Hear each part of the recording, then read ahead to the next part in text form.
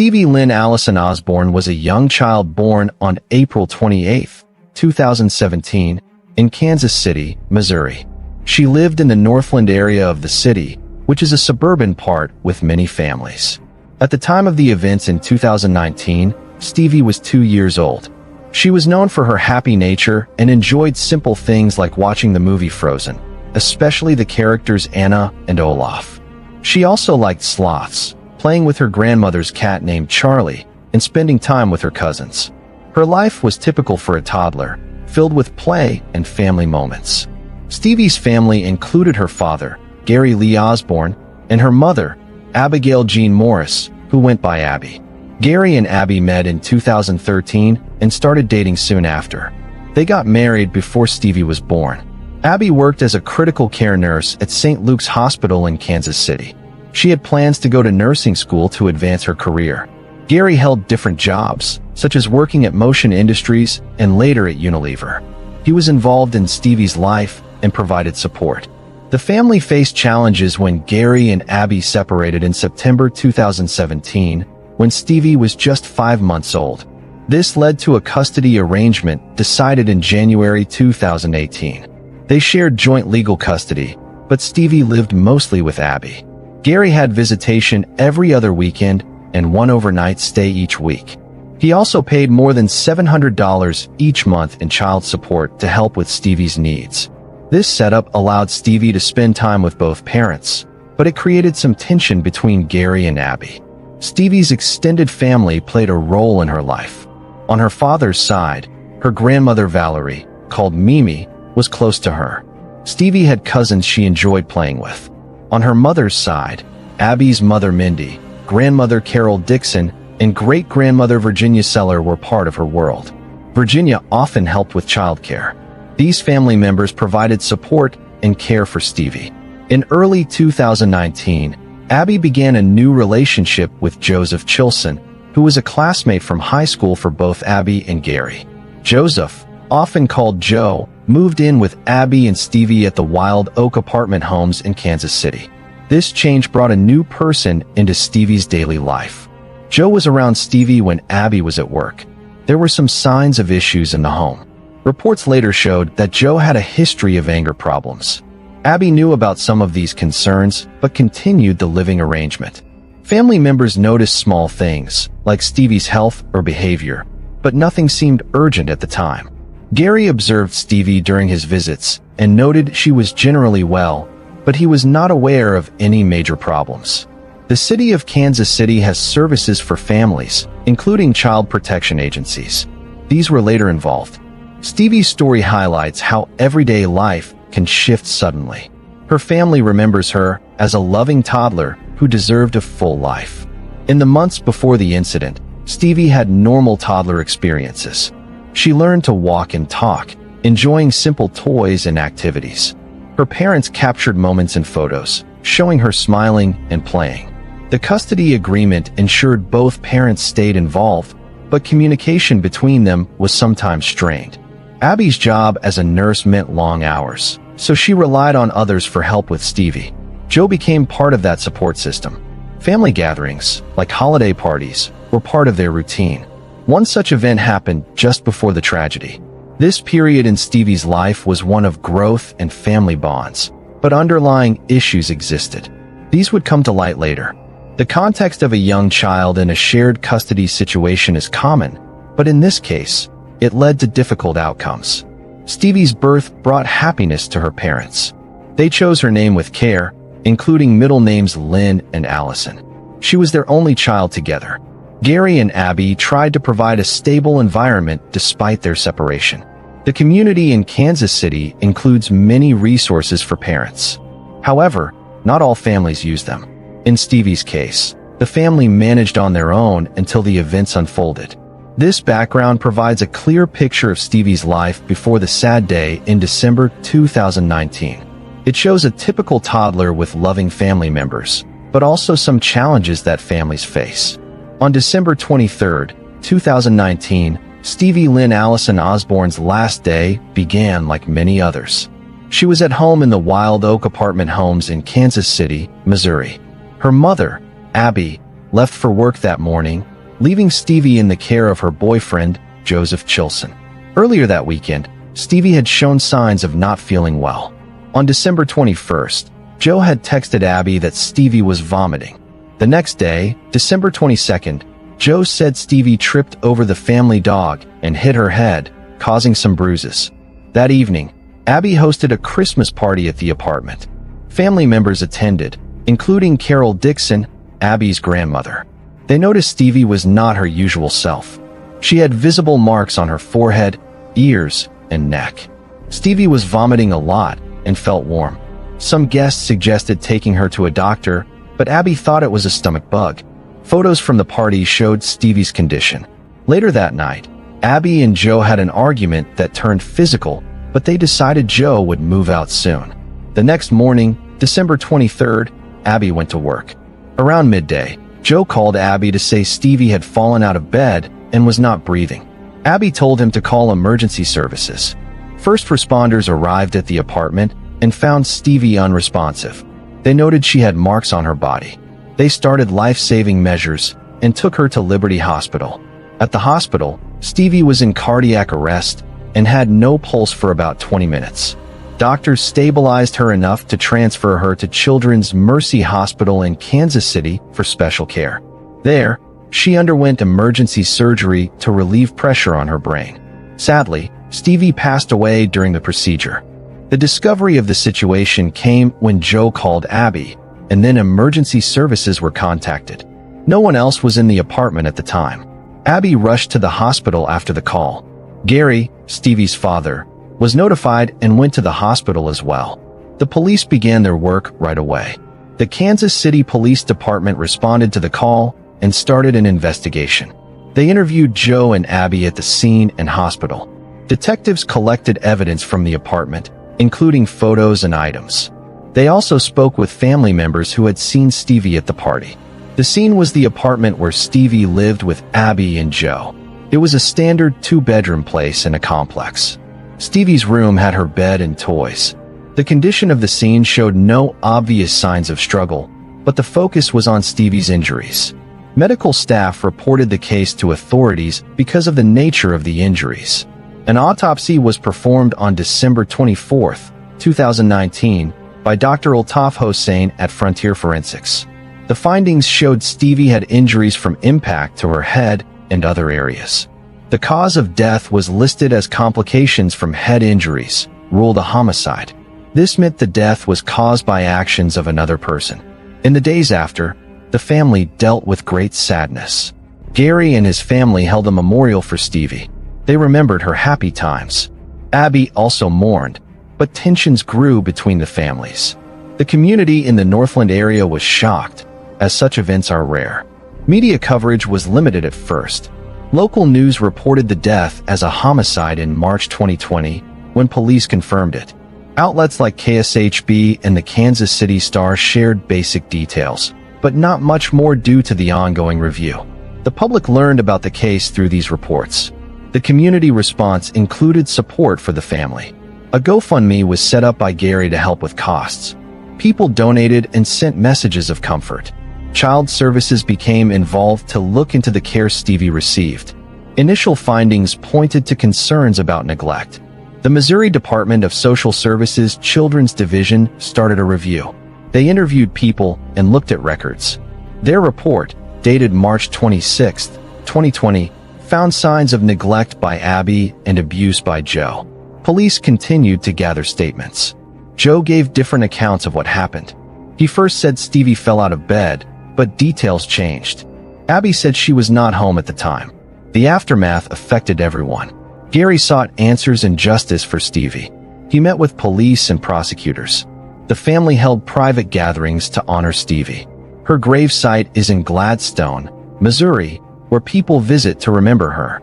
This period was hard for the community. It raised awareness about child safety. Local groups discussed ways to help families in need. The case highlighted the importance of reporting concerns early. Overall, the first steps in the investigation set the foundation for what followed. Evidence was collected and agencies worked together. However, challenges lay ahead as the case developed. The holidays made the loss even harder. Christmas came just days after, but celebrations were canceled. Family members supported each other through the pain. Stevie's story touched many, even with limited news. Podcasts later covered it to bring attention. This helped spread awareness. The initial police work included checking medical records and timelines. They ensured all details were documented. This careful approach was key in the early stage. In summary, the day of the incident and the immediate response involved quick action by emergency teams and police. The findings led to the homicide ruling, starting a path towards seeking answers. The case of Stevie Lynn Allison Osborne became cold due to a lack of enough evidence for charges at first. After the initial investigation, police had suspects but not strong proof to move forward. The death was ruled a homicide in February 2020, but no arrests were made. The Missouri Department of Social Services report pointed to issues, but criminal charges need higher standards. Suspects included Joseph Chilson and Abigail Osborne. Joe was the main person of interest because he was alone with Stevie when the call was made. His stories about the fall changed, raising questions. Abby was looked at for not seeking help sooner, especially after the party where Stevie was ill. However, prosecutors did not charge either. They said more evidence was needed to prove intent or direct action. Early efforts included interviews with family, friends, and witnesses from the party. Police reviewed phone records and texts between Abby and Joe. They also examined medical history for any past concerns. Challenges were many. Witnesses had different memories of events.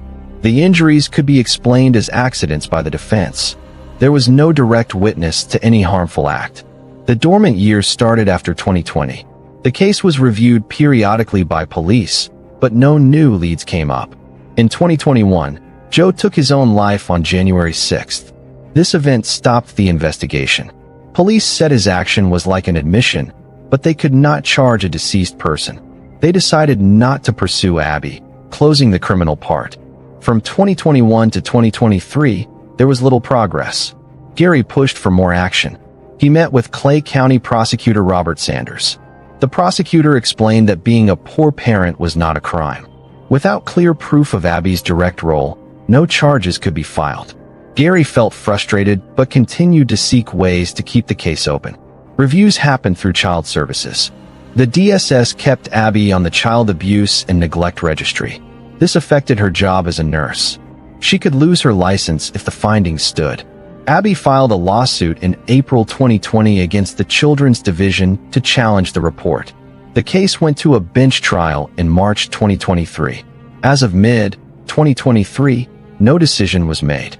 During these years, the family waited for updates. Gary started a GoFundMe to raise awareness.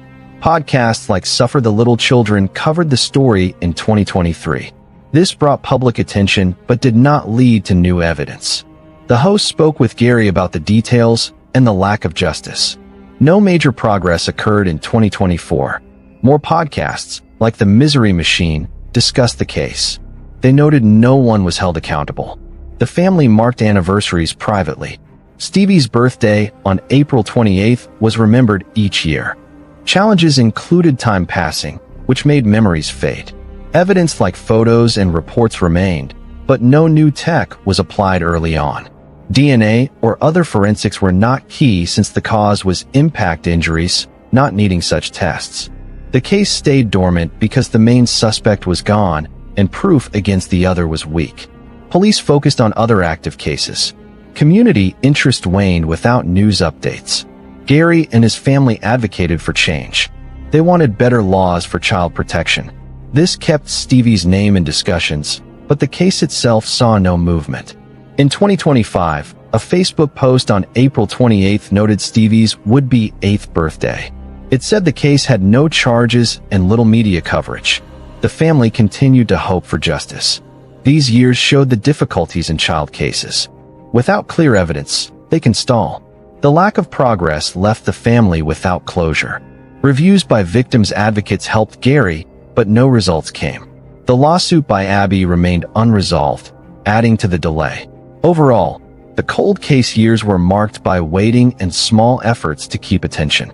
No big changes happened, leaving the case open but inactive. The community sometimes discussed similar cases, raising awareness. However, for Stevie, justice seemed distant. This period highlights how cases can go cold despite initial work. Families like Gary's face ongoing pain without answers. There has not been a major turning point in the case of Stevie Lynn Allison Osborne using new technology or a special unit. The investigation stalled after Joseph Chilson's death in 2021. However, some developments brought attention, like the Department of Social Services report and public discussions through podcasts. These did not lead to charges, but kept the case in view. The DSS report in March 2020 was a key document. It found preliminary evidence of neglect by Abby and abuse by Joe. This was based on interviews, medical findings, and timelines. It pointed to Abby's failure to get medical help for Stevie when symptoms showed at the party. For Joe, it noted his care when the final incident happened. This report was not criminal evidence, but helped in administrative actions. In 2023, podcasts provided a form of breakthrough in public awareness. Suffer the Little Children released an episode with Gary. He shared details about Stevie's life and the investigation. This led to more people knowing about the case. A mini-sode update discussed the bench trial in Abby's lawsuit. The lawsuit itself was a development. Abby challenged the DSS findings to remove her name from the registry. The trial on March 7, 2023, before Judge Timothy Fluke, included evidence from both sides. Witnesses testified about the events. As of 2023, no ruling was made. This process re-examined the evidence, but it was civil, not criminal. No new interviews with suspects occurred after 2021, since Joe was deceased and Abby was not charged. Police did not re-interview others. Inconsistencies in Joe's statements were noted early, like changing details about the fall. Abby's accounts were consistent, but questions remained about her choices. Forensics played a role in the initial autopsy. Dr. Hossain's report detailed the injuries without graphic terms. Advances in forensics, like better imaging, were not applied later because the cause was clear. No DNA tests were needed, as the case was about care and actions, not identity. New evidence did not link anyone further. The report and statements were all that existed. Police said Joe's suicide closed the main lead. They did not find new items or witnesses. Gary's efforts were a personal breakthrough. He spoke out to seek justice. Meetings with the prosecutor highlighted the gaps. The prosecutor said evidence was not enough for charges against Abby. In 2024, more podcasts covered the case, noting no accountability. This public pressure could lead to reviews, but none happened. The family hoped for a cold case unit to look again, but Kansas City police did not assign one. Potential for new tech exists, like digital reconstruction of events, but not used here. The case relies on witness statements and medical reports. The bench trial brought old evidence back. It included the autopsy and DSS findings. If the judge rules against Abby, it could affect her life, but not criminally. Inconsistencies in re-interviews were not present, as no new ones occurred. Early ones showed differences in timelines from the party guests. Overall, the case lacks a traditional breakthrough. The DSS report and public attention are the closest, but no arrests followed. The family continues to wait for any new step. This situation shows how some cases stay cold without new tools. For Stevie, justice remains pending. The impact of podcasts is notable. They reached listeners who supported the family. This could encourage tips, but none came. If a cold case unit reviews it in the future, new methods might help. For now, no such action. The section focuses on the lack of breakthrough, as facts show. The case needs something new to move forward. There have been no criminal charges or arrests in the case of Stevie Lynn Allison Osborne. The investigation ended after Joseph Chilson's suicide in 2021. No grand jury was called, and no indictment issued. Abby was not charged, as prosecutors found insufficient evidence. The legal steps were limited to administrative actions. The DSS report led to Abby being placed on the registry. She filed a civil lawsuit in April 2020 against Jennifer Tidball and the Children's Division to challenge this. The lawsuit went through court processes. A bench trial happened on March 7, 2023. No jury was involved. Evidence included the report, testimonies, and medical findings. The judge has not ruled as of 2025. The motive for the events is not clear, as no trial happened. Evidence suggests possible neglect or accident, but the homicide ruling points to actions causing injury. No criminal trial occurred. If one had, arguments would focus on responsibility. The prosecution might say Joe caused the injuries, and Abby failed to protect. Defense would argue accidents and lack of intent. Challenges include old memories and evidence gaps. Time has passed, making details harder to recall. No direct proof exists. The civil lawsuit is the only legal action. It aims to clear Abby's name for her career. The outcome could remove her from the registry. Without criminal resolution, the family has no closure. Gary seeks other ways, like advocacy. This lack of resolution highlights system issues in child cases. Evidence thresholds are high. The section notes the absence of typical legal steps. The case remains without charges. There is no verdict in the case of Stevie Lynn Allison Osborne, as no trial took place. No sentencing occurred. The civil lawsuit awaits a decision. Today our investigation takes us to Laconia, New Hampshire, United States. A city of just over 16,000 people, Laconia sits on the shores of Lake Winnipesaukee, a name taken from the indigenous Abenaki people, meaning either smile of the Great Spirit or beautiful water in a high place. For generations, this area has been defined by its 4 distinct seasons, from its vibrant fall foliage to its bustling summer tourism, and its deep-rooted industries of manufacturing and boat building. But our story takes place in the heart of a New Hampshire winter. On Blueberry Lane, the air is sharp and cold, carrying the clean scent of frozen pine and wood smoke from neighborhood chimneys. The sound is a quiet hush, the world muffled under a blanket of recent snow, broken only by the distant crunch of a car tire on a salted road.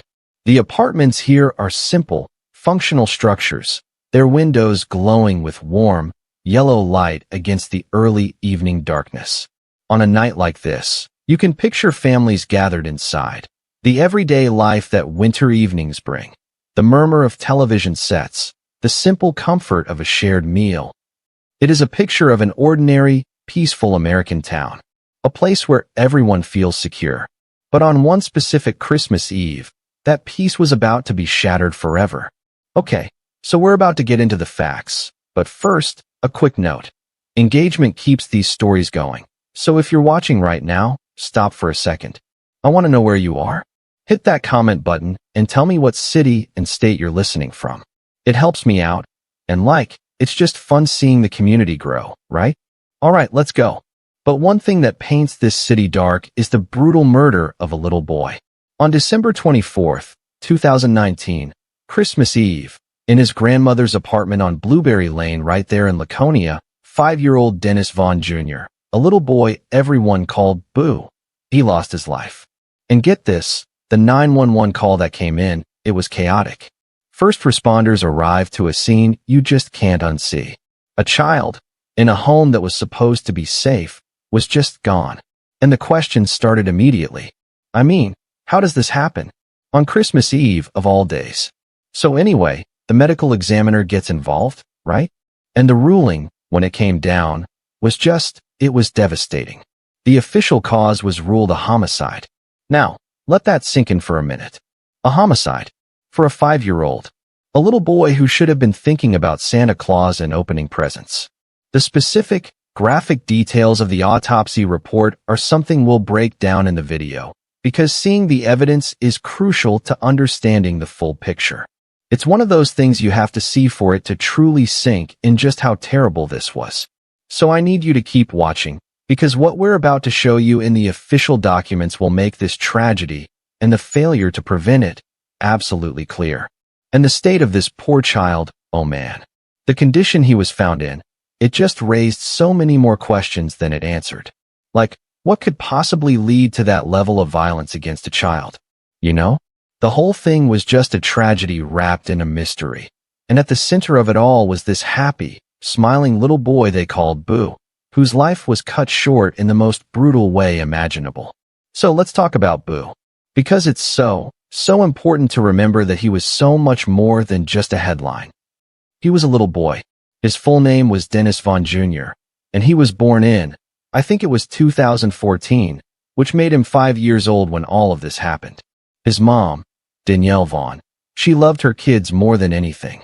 She had 5 of them, a whole lively bunch. But, well, life can get complicated, right?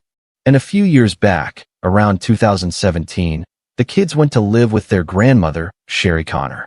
It was supposed to be a temporary, safe arrangement. You know, just to help out for a little while.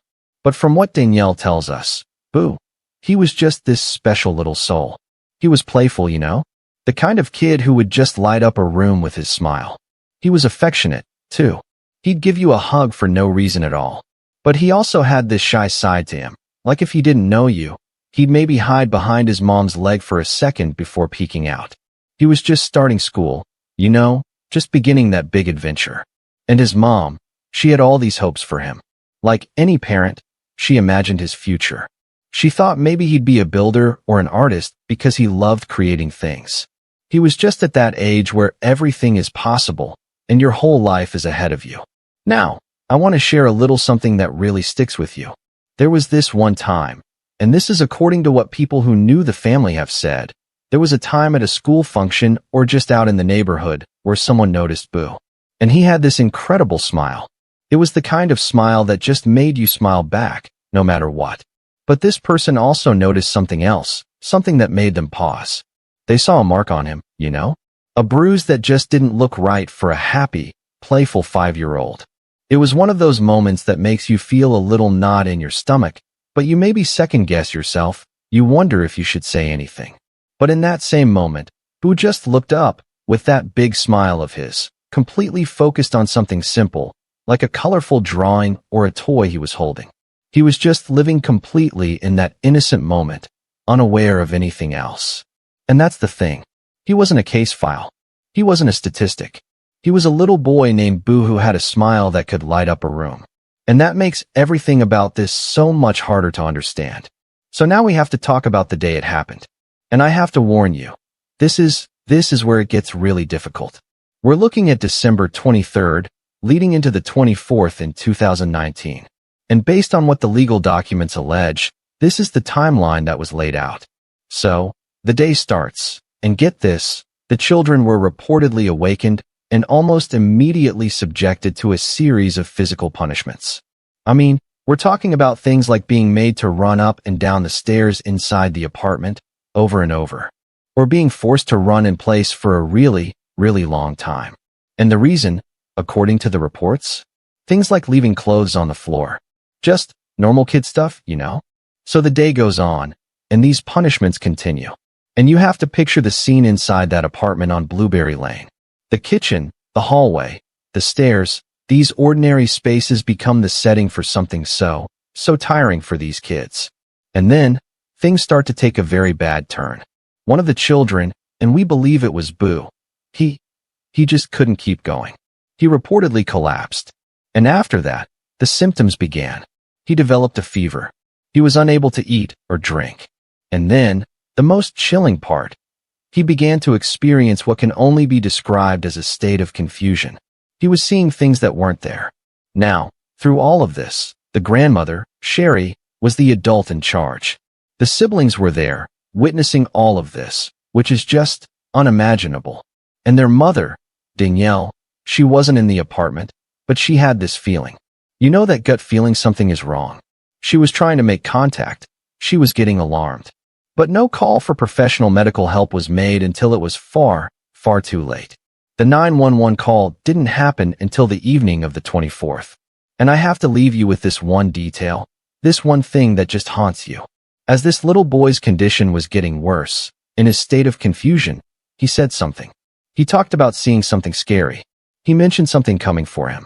It was a small moment, but in hindsight, it was this massive, screaming warning sign that was completely missed. A little boy, in distress, trying to say something was terribly wrong, and no one was able to help him in time. So what happens next? How does this quiet panic turn into a full-blown nightmare? Well, put yourself in Danielle's shoes for a minute. You're trying to reach your kids, right? It's the holidays. But your calls are going straight to voicemail. Messages are left on read. The kids, who are usually so excited, just aren't showing up for planned video calls. And you just know. You have that sinking feeling in the pit of your stomach that something is terribly wrong. So what do? You start raising the alarm. You're calling everyone you can think of. You're reaching out to the school, to friends, even posting online, asking if anyone has seen your children. You're contacting DCYF, saying, "Look, I can't get in touch. I'm scared. Something isn't right." Meanwhile, inside that apartment, what was the response? According to reports, there was a delay, a calmness that just doesn't match the crisis happening inside. When questions were asked, the story given didn't seem to line up with the severity of the situation. There were denials, statements that everything was fine. But everything was not fine. So, who finally called for help? The call for medical assistance was made from inside the home. But by the time first responders arrived, the scene they encountered was, well, it was far beyond a simple illness. And then comes the moment that changes everything. The waiting. The horrible, agonizing waiting at the hospital.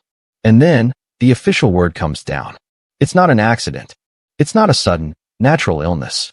The medical examiner rules the death a homicide. Can you even imagine that moment? Your worst fear isn't just confirmed, it's magnified 1,000 times. This is the turning point. The moment a mother's worry and fear shatters into absolute, world-ending grief. The moment you realize the system you begged for help failed, and your little boy is never coming home. Picture this. It's Christmas Eve. A 911 call goes out from Blueberry Lane. A child is unresponsive. The Laconia police are the first on the scene. And what they walk into, oh man, it immediately raises alarms. This wasn't just a medical emergency.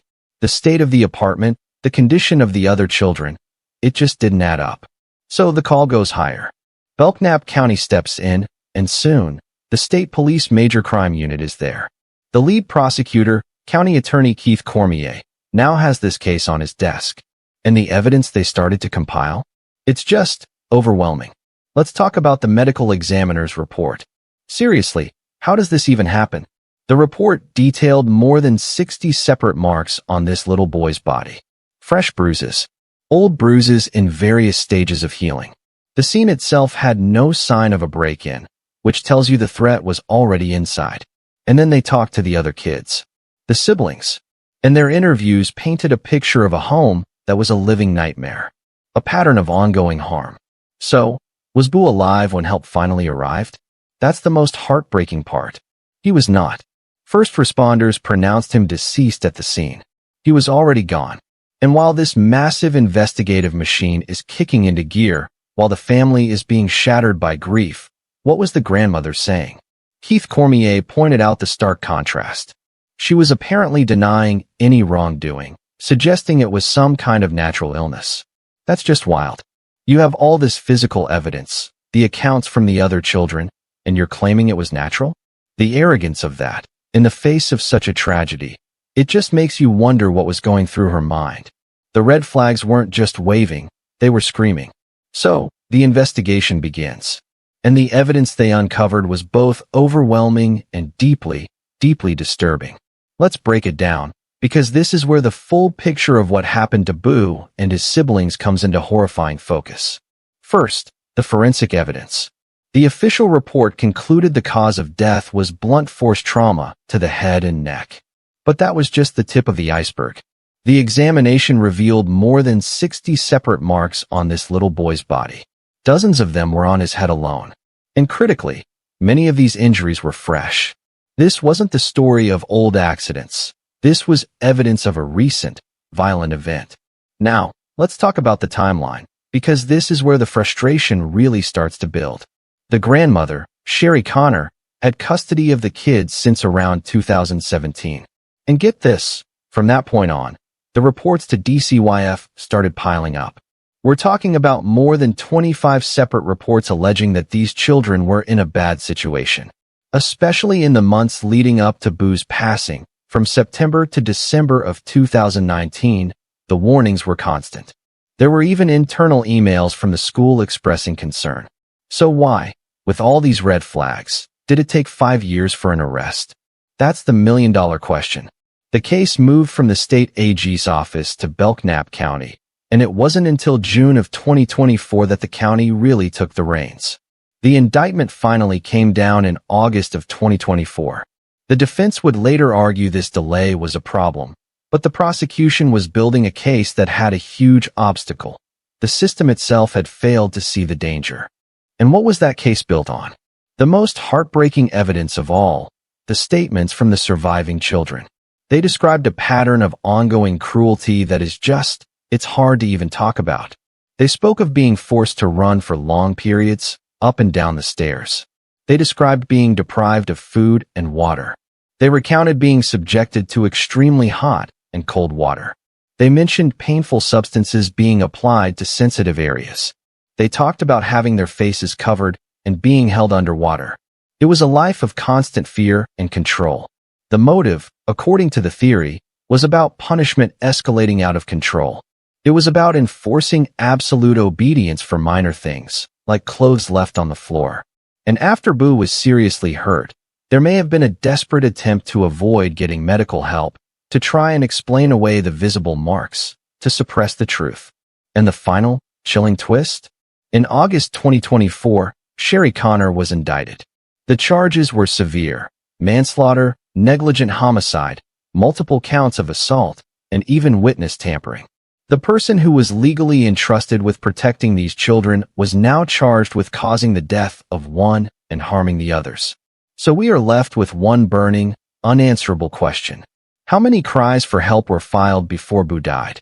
How many times did someone pick up the phone and say, "I am worried about these children"? And why did it take a little boy losing his life for the legal machinery to finally, truly, start to turn? The system designed to be a safety net saw them falling, and it still let them hit the ground. So, after 5 long years, what finally happened? Well, in August of 2024, the legal system made its move. Sherry Connor was arrested and indicted by a Belknap County grand jury. I mean, think about that. 5 years after Boo died, an arrest finally happens. And the charges they brought, they are massive.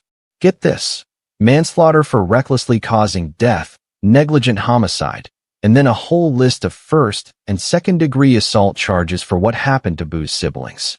On top of all that, they hit her with witness tampering. It's like the entire weight of this tragedy is being laid out in this legal document. So what is the prosecution's case? I mean, it's everything we've just talked about, right? They're going to walk in with that medical examiner's report, the blunt force trauma, the more than 60 marks. They have the incredibly powerful and just devastating statements from the other kids who lived through this. They have the physical evidence from the apartment and the timeline that shows a pattern of escalating punishment. It's a mountain of evidence. But of course, there's a defense. And their strategy, from what we can see, is interesting. They're pointing to that 5-year delay, like, why did you wait so long? They're talking about her having no prior criminal history. They've brought up her health, that she's been dealing with a serious illness. The argument is basically about fairness and challenging how the kids' statements were interpreted. But here's the thing, the prosecution's smoking gun. It feels like it's the combination of everything. It's the autopsy, plus the fresh injuries, plus the kids' testimonies about what happened in those final hours.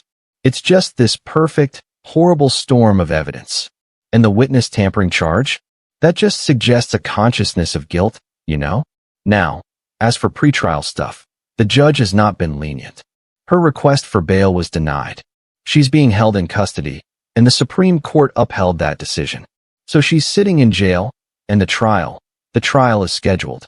Jury selection is set for May 19, 2025. But with a promise of one. The full, public testimony is still ahead. The courtroom revelations, the cross-examinations, it's all coming. The final, official account of what happened to Dennis Boo Vaughn Jr. is a story a jury will soon have to piece together for themselves. So, where do things stand now? Well, as of now, in August, the legal process has officially begun. Sherry Connor has been indicted and arrested. That is a huge, concrete step. She is facing charges of manslaughter, negligent homicide, multiple counts of assault for what happened to Boo's siblings, and witness tampering. She is being held without bail. But, and this is a crucial point, the trial itself has not happened yet. It's scheduled for the future. So, we are in this period of tense waiting. The community, and especially Boo's mother Danielle, is caught between this massive step forward and the finality of a verdict that is still to come. And let me tell you, the public reaction to this arrest has been powerful. This case has deeply shaken the community of Laconia and beyond. There are justice for Boo signs. There have been vigils. The press coverage has been intense, and rightfully so. People are angry, and they are heartbroken. There are loud, persistent calls for a major overhaul of the child protection system. Danielle Vaughn, Boo's mother, has been at the forefront of this fight. She filed a lawsuit against DCYF back in December of 2022, alleging that the agency ignored dozens and dozens of warnings about her children's safety. She has been incredibly vocal about feeling ignored by the very system designed to protect her kids. Her statements are just raw with grief and a determined demand for someone, anyone, to finally be held accountable. So what happens next? We look ahead to the trial. We consider the possibilities. A conviction on these serious charges would mean a significant prison sentence. It would be a form of legal accountability that this family has been seeking for nearly 5 years. But here is the real tension in this story today. There is a vast chasm between the legal outcome that is still pending and the profound, permanent grief that Boo's family has already been living with. The arrest is a step, but it doesn't bring Boo back. The upcoming trial will provide answers, but it won't erase the pain. The true conclusion of this story isn't just about a sentence in a courtroom. It's about whether this tragedy will force the kind of change that prevents another child from being failed so completely. The call for that kind of deep, systemic accountability is louder now than ever before. So, what is the legacy of this entire, heartbreaking story? What changed after Boo was gone? Well, in a huge legal and financial development, the state of New Hampshire agreed to settle Danielle Vaughn's wrongful death lawsuit. The amount was $5,750,000. It's a massive number, but let's be clear, it's a stark admission of failure, a financial consequence for a system that did not protect a little boy despite over 25 cries for help. And that right there is the core of the cultural impact.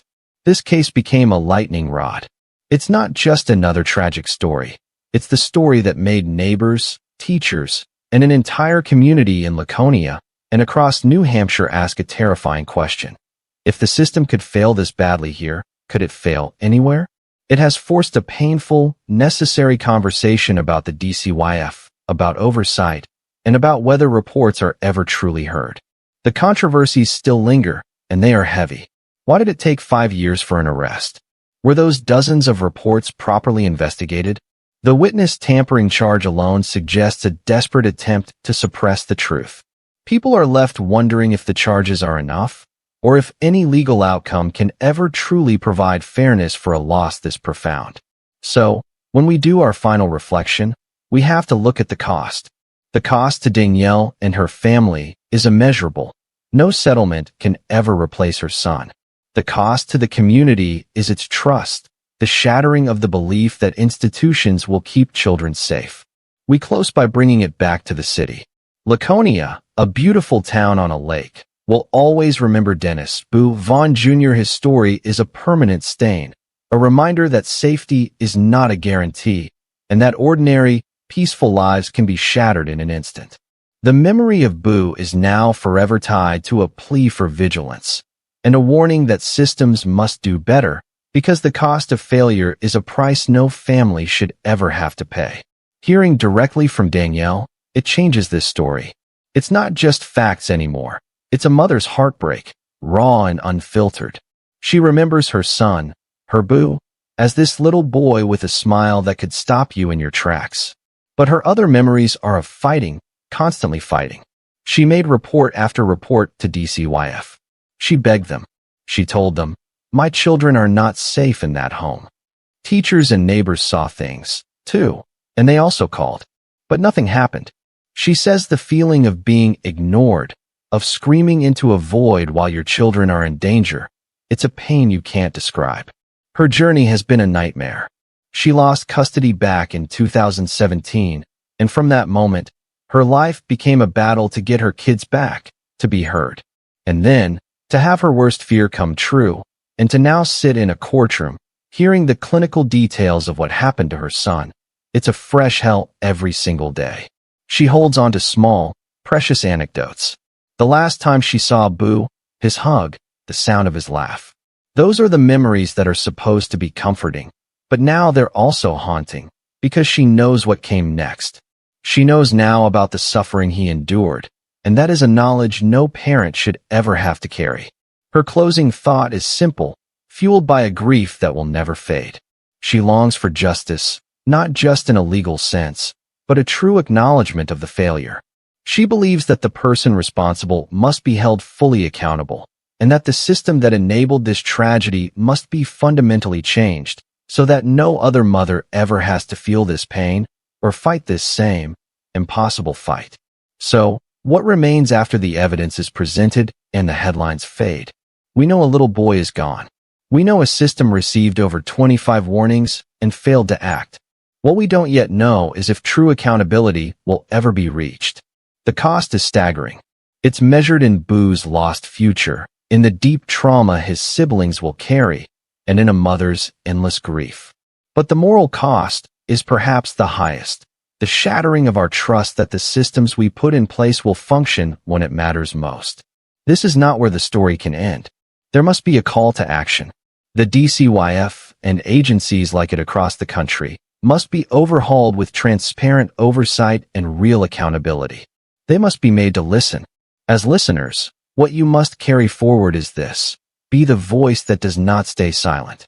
If you see something, say something, and say it again and again. The memory of Boo is now a permanent part of Laconia.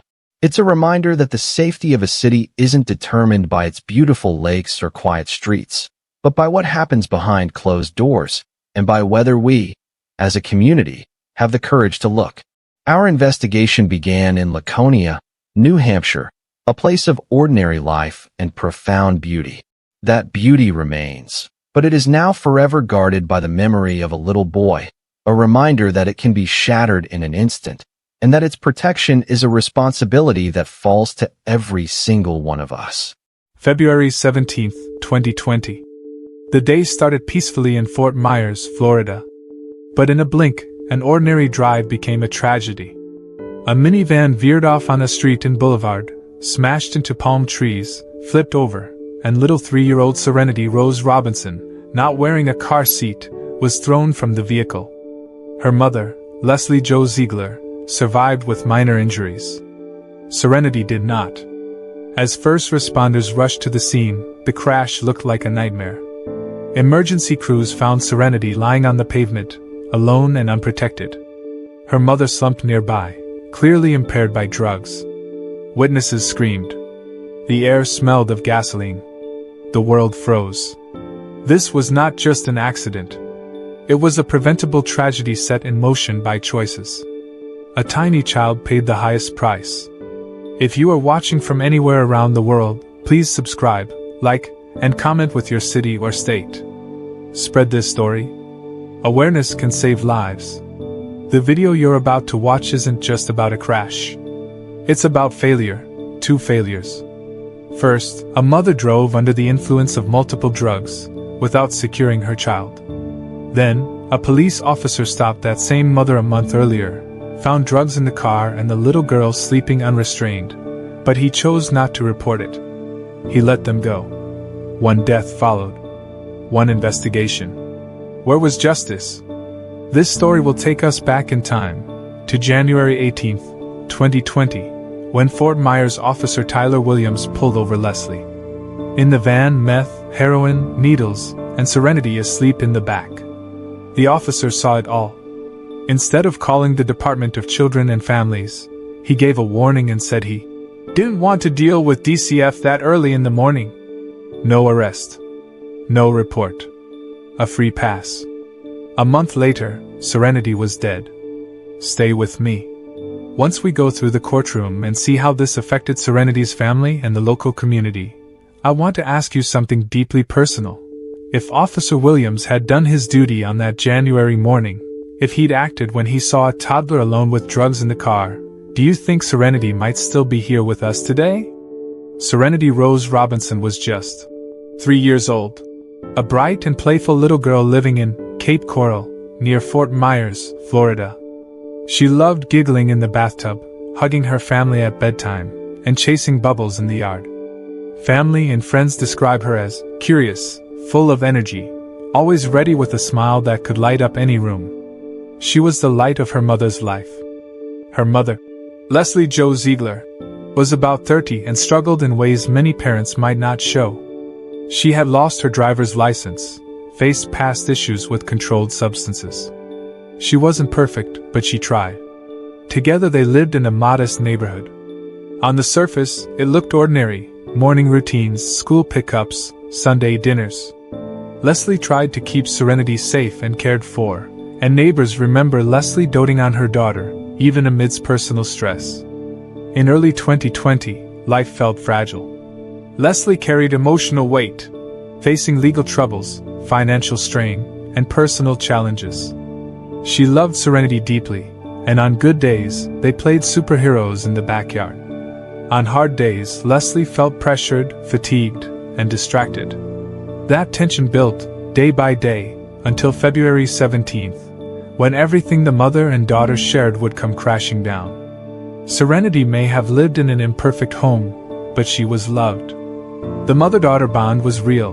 Bedtime stories, giggles over pancakes, calls of "Mommy!" echoing in the house. Even neighbors remembered hearing Serenity's laughter from the porch. She was a child full of wonder, the sort of small child anyone would root for. She didn't deserve what happened next. She was not only a victim of a crash, but of decisions made before. Leslie's world felt off-balance that winter. She juggled appointments, struggled with substance use, and battled stress. She had missed visits, struggled with sobriety, and kept the pieces of her life just barely held together. The emotional stakes were high: a loving child, a mother worn thin, and an ordinary morning about to become unimaginable. It was the morning of February 17th, 2020, in Fort Myers. The sun had not fully risen. A minivan carrying 3 people glided along Dr. Martin Luther King Jr. Boulevard. Inside were Leslie Jo Ziegler, her friend, and little Serenity Rose Robinson. Serenity rode without a car seat. She sat in the back, unrestrained, her tiny body free to move. At first the ride was normal. Then something changed. The van began drifting. The tires hummed. Trees and telephone poles passed by. Leslie's eyes fluttered. She seemed unfocused, her mind distant. In a sudden moment, the van swerved across lanes of traffic, crossed the median, and headed toward a row of palm trees. Metal screeched. The van slammed into the first tree, jolting with terrifying force. Then it struck another. Then spun. Time seemed to slow for those watching. The van rolled over. Spectators gasped. Glass shattered. Metal twisted. Twilight sky turned chaotic as tree trunks flashed by the windows. Serenity's body was thrown out, a small, silent form against the pavement. Inside the van, Leslie and the friend tumbled as the vehicle flipped. Leslie's head struck the window. She groaned incomprehensibly and collapsed, unconscious. The passenger shook with shock, but stood up, shaken and bleeding. No car seat. No seat belt on Serenity. Her body landed on hot asphalt. Sirens wailed in the near distance, growing louder. A witness screamed for help. Another called 911. Bystanders rushed forward. Leslie lay on the grass, incoherent. The passenger stumbled away, dazed. Firefighters arrived, water hoses hissing, extracting bodies. The ambulance came, paramedics leaping out with stretchers and oxygen tanks. They first reached Serenity, lying motionless. Her breathing slow, faint. The rescuers moved quickly, wrapping her in blankets, placing her on a smaller gurney. Every second counted. They climbed into the ambulance together, Serenity and her mother. Leslie rolled beside her daughter, still unconscious, unsteady. They sped toward Lee Memorial Hospital. Serenity's chest rose and fell, barely. Paramedics worked in a blur, monitoring her vitals, struggling for every breath. Leslie began to show signs of consciousness, eyelids fluttering, murmurs, glass in her hair, blood on her blouse. Officers arrived at the crash site. They cordoned off the area. Palm fronds lay broken, tire tracks carved through grass. The van lay on its side, crushed roof and shattered windows. Investigators took notes. They found no child restraint device in the van. They noted debris, broken glass, scattered belongings. They saw chemical bottles, drug paraphernalia. Leslie lay slumped, breathing unevenly. The passenger waited, shaking. Inside the ambulance, Serenity's small hand lay still. Drivers slowed as they passed the crash scene. Flashing lights painted the roadway red and blue. The air smelled of gasoline and burned rubber. Heartbeats felt loud in silence. Emergency workers worked with urgency and dread. Authorities were briefed. A 3-year-old was ejected. Her condition was critical. The mother was impaired. She had been found carrying multiple controlled substances. Investigators believed she blacked out before the crash. The van had no child seat. Witnesses confirmed Serenity had no restraint. The crash was devastating, but what no one knew yet was whether Serenity would live. At the hospital, doors swung open. Inside, doctors waited. Serenity was carried off in a fetal position of trauma. Leslie, murmuring, was guided into another bay. Families held back behind yellow tape. The world hushed. Serenity died shortly after she arrived at Lee Memorial Hospital. Doctors worked quickly, but her injuries were too severe. The 3-year-old passed away, leaving questions and grief in her wake. Soon after, Fort Myers police were on the scene. They interviewed witnesses, the passenger Carly Hartnett, and Leslie herself. Early statements from authorities framed the incident as a tragic accident. Reports mentioned blacking out, drug impairment, and possibly a sudden medical event. No one yet named the crash as caused by negligence. Instead, speculation ranged from mechanical failure to a moment of lost consciousness behind the wheel, perhaps even a medical emergency or blackout. Leslie told investigators she lost consciousness just before the crash.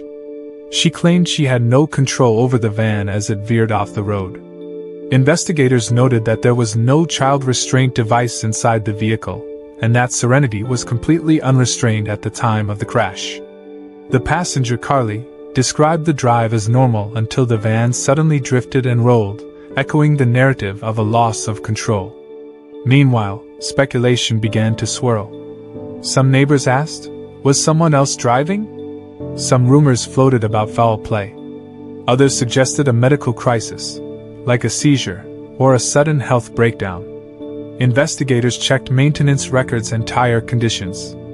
They looked at brake systems, engine performance, steering alignment. They ran tests for mechanical failure, hoping for answers that didn't point to human error. Every possibility was weighed. Investigators also interviewed witnesses near Dr. Martin Luther King Jr. Boulevard. Some recalled seeing the van flick sideways before impact. One witness shared that the vehicle did not slow before striking the trees. Another speculated the van drifted after a sudden jerk, perhaps due to a medical incident in the driver's seat. Carly Hartnett's testimony became key. She confirmed Serenity sat in the back with no restraint. She backed Leslie's claim of losing control, but couldn't explain why the van left the road. In the early phase, defense lawyers and family advocates framed Leslie as a worn-down mother, overwhelmed and deeply remorseful. Media coverage took a sympathetic tone, calling her devastated and saying she cooperated fully with police. Early public narrative was soft. Headlines described: tragic crash, mother blacked out, family in mourning. Some speculation in community forums and social media questioned whether it was intentional, a calculated act, or a medical emergency. No solid evidence yet pointed to wrongdoing. The idea of sabotage, foul play, or even another driver remained alive in speculation. Insurance investigators examined the car's interior: seats, belts, airbags, glass, all documented. Nothing indicated tampering.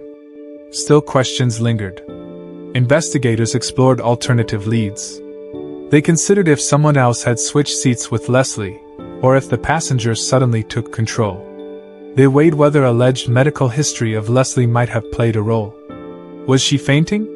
Did she suffer from a chronic condition that could cause blackout?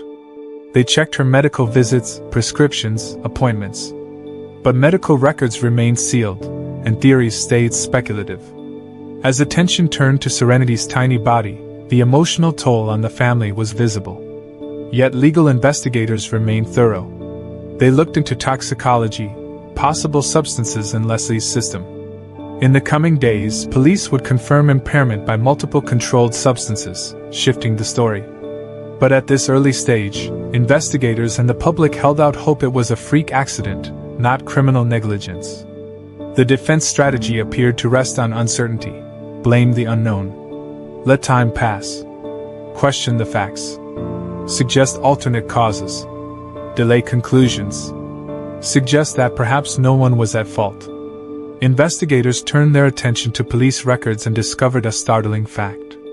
On January 18, 2020, nearly a month before the crash, Fort Myers officer, Tyler Williams, had stopped Leslie Jo Ziegler for speeding at the intersection of Colonial Boulevard and Solomon Boulevard, around 4:50 a.m. That early stop changed everything. Leslie was driving with 3-year-old Serenity, asleep in the back. Unrestrained, no car seat.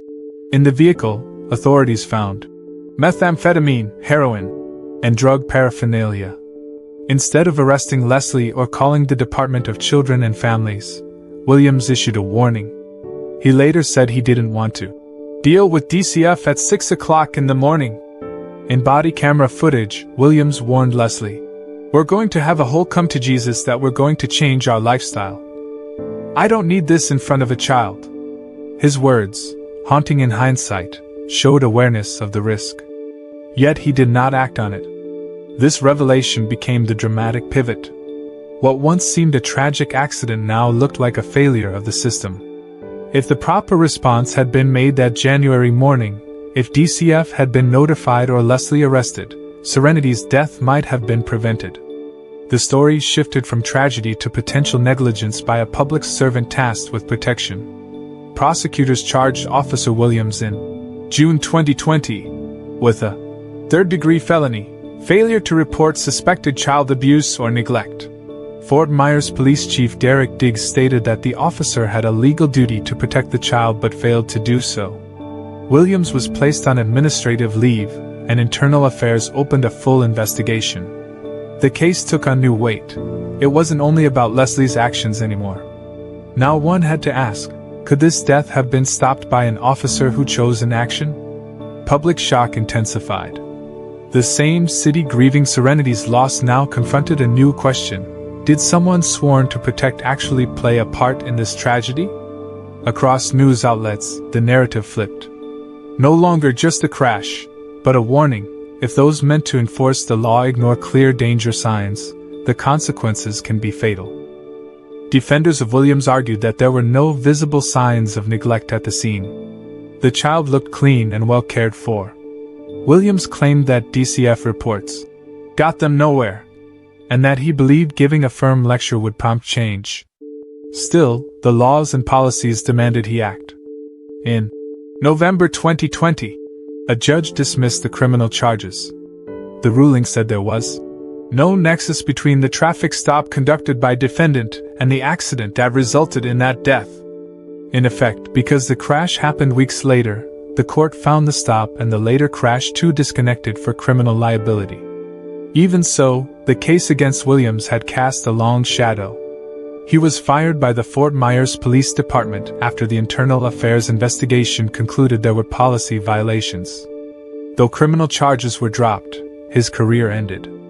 The moment of the revelation stands as a turning point, a mother's poor choices, yes, but also a system that failed a small child at the earliest opportunity. What started as a tragic accident now included the failure of an officer whose inaction allowed a vulnerable child to remain in danger. Leslie Jo Ziegler's actions on that morning became the central focus. Toxicology reports revealed she had multiple controlled substances in her system during the crash: methamphetamine, fentanyl, methadone, benzoylecgonine, diazepam and nordiazepam. She was driving impaired, far over any safe limit.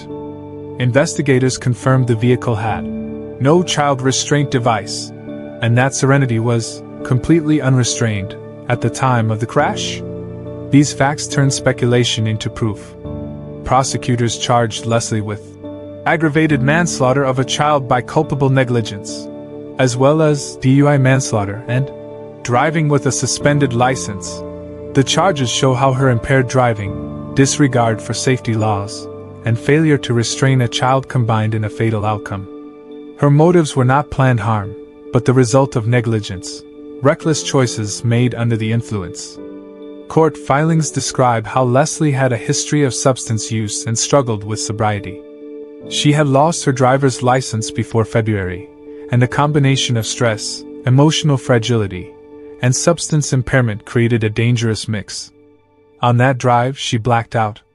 When the van drifted and flipped, Serenity had no protection. That failure to restrain her daughter elevated the risk from serious to deadly.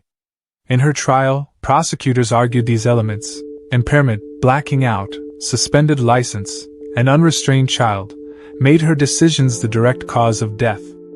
Leslie eventually pleaded guilty in or around July 2022. She was sentenced to 184 months in prison, over 15 years, for aggravated manslaughter of a child, with an additional concurrent sentence of 174 months for DUI manslaughter.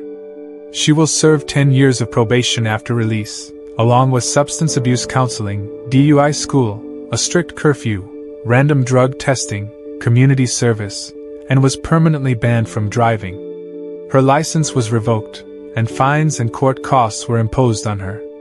This sentence reflects the weight of responsibility she carried. The court found her actions alone led to Serenity's death. Her failures were material: impairment, lack of restraint, suspended driving privilege. The evidence painted a clear picture.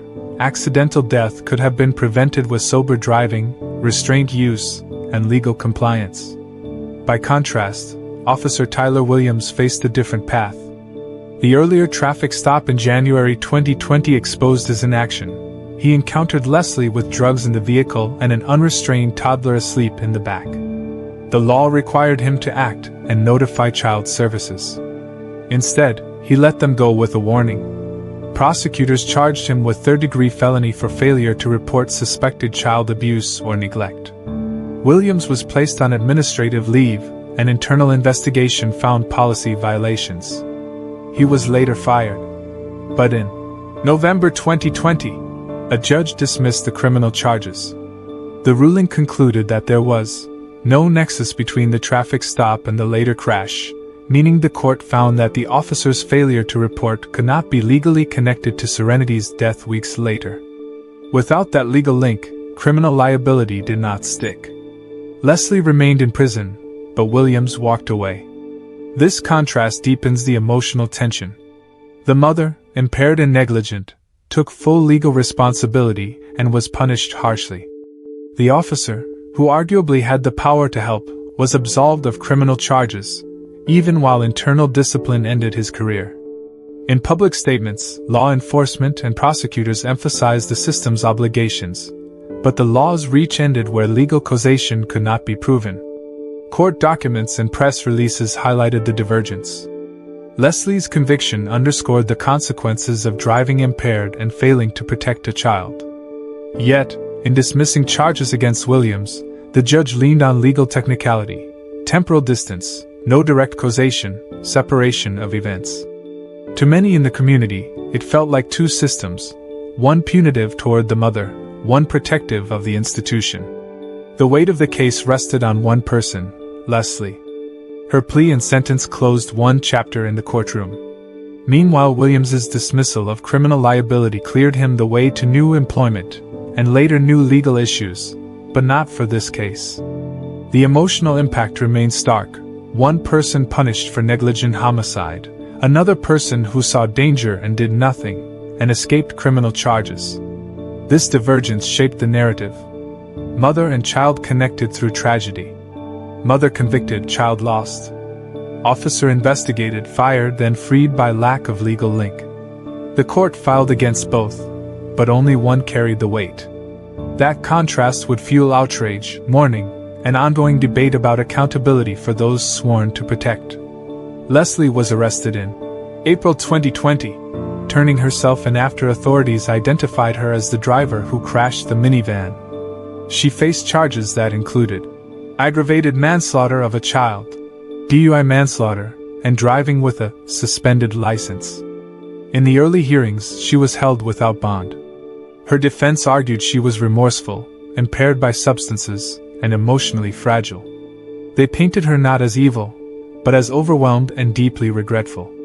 As the case moved forward, prosecution presented a strong case: toxicology confirming multiple drugs in her system, no car seat in the vehicle, a history of license suspension, and clear violation of child safety laws. The narrative of a loving, but impaired mother couldn't outweigh the facts. In July 2022, Ziegler pleaded guilty, and the court imposed a heavy sentence: 184 months in prison, over 15 years, for aggravated manslaughter, alongside a concurrent 174-month sentence for DUI manslaughter. Following her release, she will serve 10 years of probation, including drug offender supervision, substance abuse counseling, DUI school, random testing, curfew from 10 p.m. to 6 a.m., and 100 hours of community service, along with fines and court costs. Her driver's license was revoked permanently.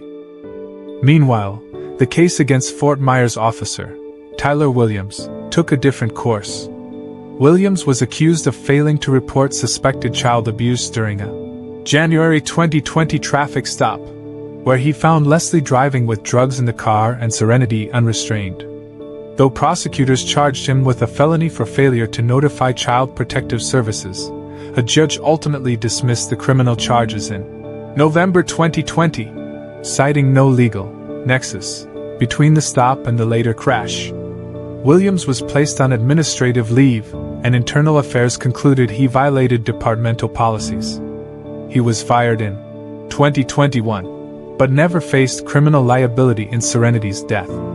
However, Williams's legal issues resurfaced with a different incident. On July 4, 2023, while working as a Hendry County deputy, he used excessive force on a handcuffed man, slamming the suspect to the ground and causing unconsciousness. He then falsified the incident report to justify his actions. This led to a federal indictment in April 2024 for depriving civil rights and obstructing justice. After a mistrial in November 2024, he was retried and found guilty in February 2025. In May 2025, a judge sentenced Williams to 33 months in federal prison, followed by supervised release. The irony is stark.